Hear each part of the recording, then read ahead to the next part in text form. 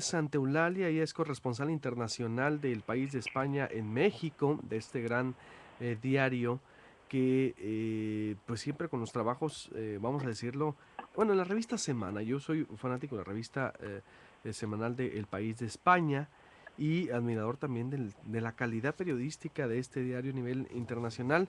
Y le agradezco mucho a Inés Santolalia me responda porque también trae un trabajo interesante. México, un país amenazado por delincuentes presos, extorsiones y secuestros, aún dentro de la cárcel. Inés, buenos días. Hola, ¿qué tal? Buenos días. ¿De qué se trata esto? Es decir, ¿qué tipo de delitos están operando? Bueno, extorsiones y secuestros aún dentro de la cárcel. Los delincuentes presos, ¿en qué estados? ¿Cómo operan? Pues sí, es un caso realmente preocupante que ya lleva muchos años, pero sigue creciendo y todavía nadie ha sabido cómo frenarlo. Pues son delincuentes que una vez que están detenidos, que están tutelados por el Estado, con lo cual deberían, eh, debería ser imposible que pudiesen delinquir. Están en cárceles de todo el país, pero aún así pues tienen la posibilidad de acceso a teléfonos celulares, a conexiones con gente que está afuera y pueden seguir delinquiendo desde el interior de los penales. Se habla incluso de... Es difícil dar datos exactos de qué porcentaje de extorsión se hace desde dentro de las cárceles, pero asociaciones de víctimas que llevan tiempo estudiando esto hablan de un 70 o un 90% del total. Uh -huh. O sea, hablamos de presos que se dedican muchas horas de su tiempo en prisión a delinquir, sin que nadie pueda evitarlo, sin que nadie se entere o nadie pueda ponerle freno. ¿En dónde pasa, por ejemplo? ¿Está diseccionado por estados? No, porque ya te digo, los datos de la extorsión suman las extorsiones telefónicas y el cobro de piso, Uh -huh. con lo cual no se sabe cuántas son de una y de otra. O sea, no hay datos oficiales concretos. Pero sí se sabe que desde los penales de donde más salen ese tipo de llamadas son de Tamaulipas y del Distrito Federal. Uh -huh. Y del Estado de México, es el tercer estado.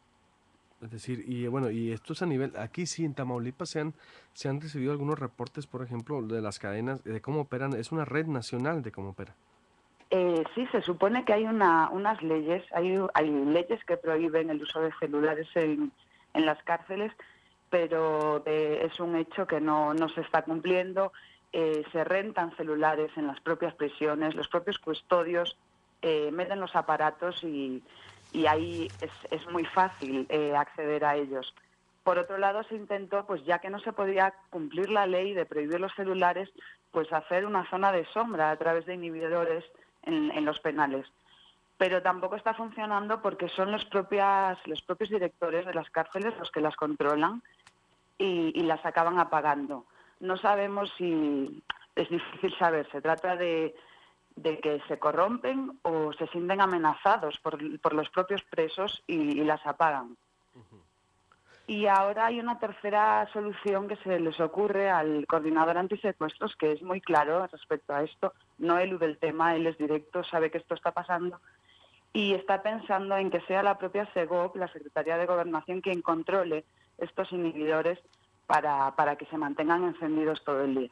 Se supone que van por bloqueo precisamente de 56 penales, ¿no? Está diciendo aquí la información de la Secretaría de Gobernación para bloquear las señales de teléfonos celulares en 56 centros penitenciarios considerados como prioritarios. ¿Tienes Sí, esa información?